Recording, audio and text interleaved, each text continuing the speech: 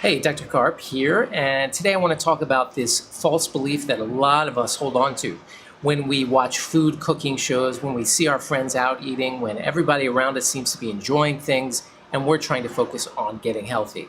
And that belief is that food is the enemy. And although I know we can rationally go through this and say, I know deep down it's not the enemy, but I see it as the enemy. How do we get through that? We may be able to rationalize it, but until we sort of integrate it to our core, we're really not going to get to a point of understanding that allows us to transcend that belief. And so, as I've spoken about in other videos, we have what are called the 4 levels of existence: the physical, emotional, intellectual, and spiritual. And what I want to do is go through each of those levels and then talk about Byron Katie, who is a teacher, a spiritual teacher, I guess you could say, wrote a book called Loving What Is. And she has 4 questions that allow you to sort of go through, if we have a belief that we know is not serving us, to go through and to analyze and really get a core, deep understanding of that particular thing. Let's talk about the physical level of existence. Now, the physical level of existence, when it comes to the thought, food is my enemy, we have to understand that our palates have been hijacked by this magical combination of fat, sugar, and salt, which was really explained really well in a book called The Pleasure Principle. But to get to the crux of the matter, even traditional recipes that are loaded with sugar and white flour, these are basically hijacking our palate. In other words, our ability to sense and to appreciate natural flavors has really been degraded by modern ways of eating.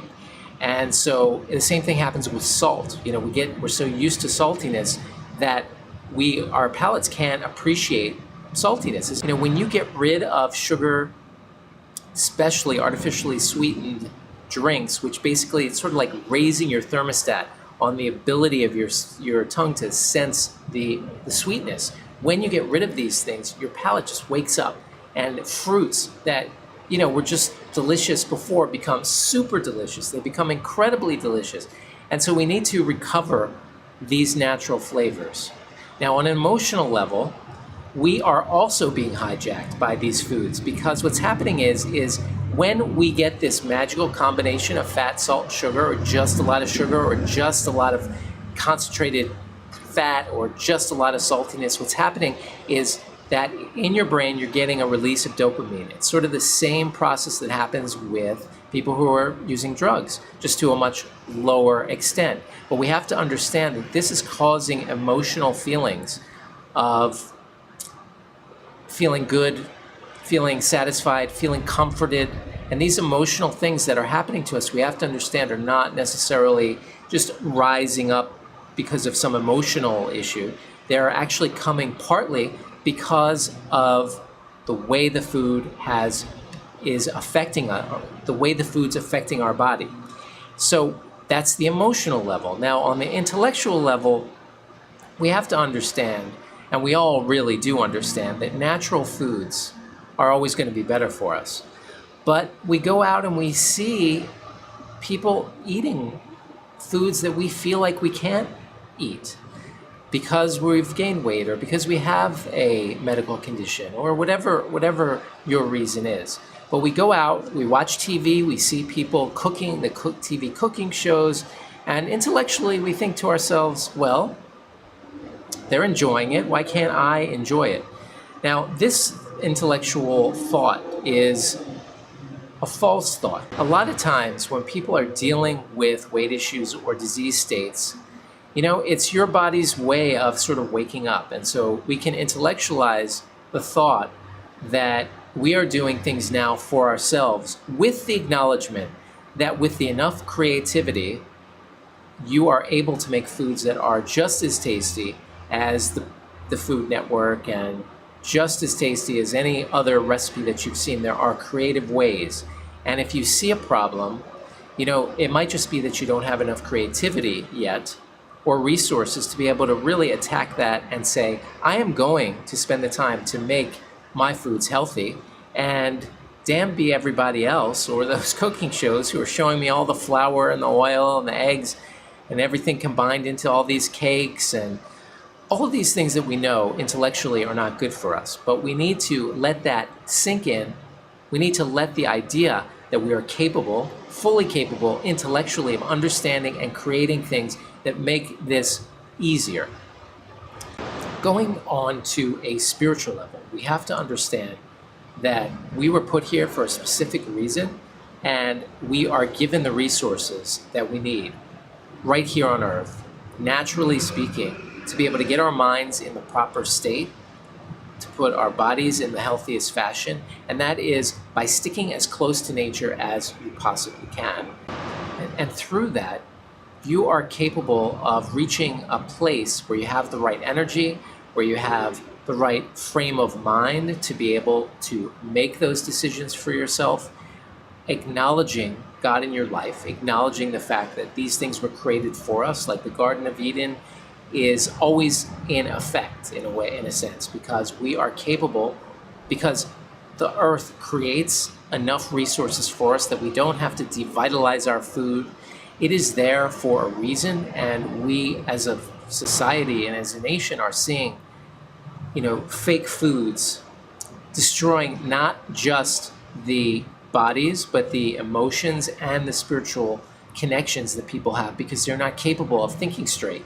So those are the 4 levels of existence, thinking about that particular idea that food is your enemy. Now, I wanted to go into Byron Katie. Now, Byron Katie is a spiritual teacher. She wrote a book called Loving What Is, which is a very difficult book for me and for most people to read because it really forces you to confront things about yourself that maybe you aren't ready to confront. And she's encapsulated this into 4 questions. And we're going to go through those 4 questions looking at this concept of food is my enemy as the statement. So the first question is it true? Is it true that food is my enemy? Well, when you're watching TV and you're seeing all this delicious food and that all your friends are snacking on cupcakes and donuts at the office, you can look at food and see it as an enemy. The second question is it absolutely true? Are you absolutely certain that food is your enemy? Now, you can't absolutely be certain of that, obviously. So the third question is, how do you react? What happens when you believe that thought, that food is the enemy? Think about that for yourself, answer it for yourself, but I can say that when I think about that, I get a sense of hopelessness. When I think the thought that food is my enemy, I feel like there's no choice, there's no option, that things are stacked against me. Now, you may have a different thought, but I want you to reflect on that. Now, next is, the fourth question is, what would you be without that thought? So what would I be without the thought that food is my enemy? Well, to me, if food is no longer my enemy, if I'm not thinking that thought, then food is something that's helpful, is food that is something that can aid my health or my healing or whatever the case may be. Now, the next step in Byron Katie's process, and I'm not certified by her, I've just read several of her books, or I've read one of her books and watched many of her YouTube videos where she goes through this process. But the next question is, the next process is to do a turnaround, which means you try to find the opposite, and then you ask yourself that question. So food is my enemy. The opposite of that, one way to do the opposite of that, a turnaround, is food is my ally. So if we think about, can food be my ally? We know that food can be your ally, my ally, because food is often healing. As Hippocrates said, let food be thy medicine and medicine be thy food. And we know that food can be healing. It's just that our bodies and our minds have been hijacked by some of these foods. There's another way of turning that around. The other turnaround would be, I am my own enemy. And that, for a lot of people, gets to the crux of the matter. But that's why we're all here. That's why we have a supportive community. And it's a deep insight, I think, it's a deep insight by going into these 4 questions. So I hope you enjoyed that. I hope that it's helpful for you. Please leave your comments below. I am sorry about the delay in making another video. The next video will be about resistant starch because it came up in my recent lectures. I also wanted to thank you, everyone, for your comments, and also because when I was in Toronto, this sort of process of stepping in front of the camera and sort of extemporaneously talking was incredibly helpful for me in Toronto, because I was in Toronto, we were doing the National Food Show, my food company, and there was a big stage, and somebody didn't show up for their allotted time slot. And so my mother actually was with me. She helps with my business, and when she saw that no one was going up there, she said to me, "You should go over and ask if you could speak." So I walked over to the woman and I said, "I see you don't have anyone speaking, but I'm a physician, and I'd love to talk about nutrition and the 4 pillars of health and skin topics." And, she sort of looked at me like, checking me out in the sense of, he's just going to go up there and not really have any notes. And, so anyway, I think I was, to her, I didn't look like a threat or anything like that. So she said, "Yeah, sure, why not?" So I walked up on stage. And again, probably 2 years ago, I never would have been able to do that.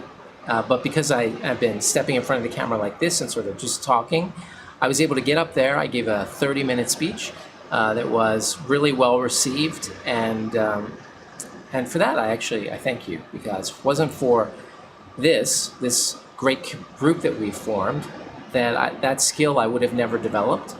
So I want you to all know that I'm getting an enormous amount of value just personally by being part of this group and serving as a guide or educator and fellow student.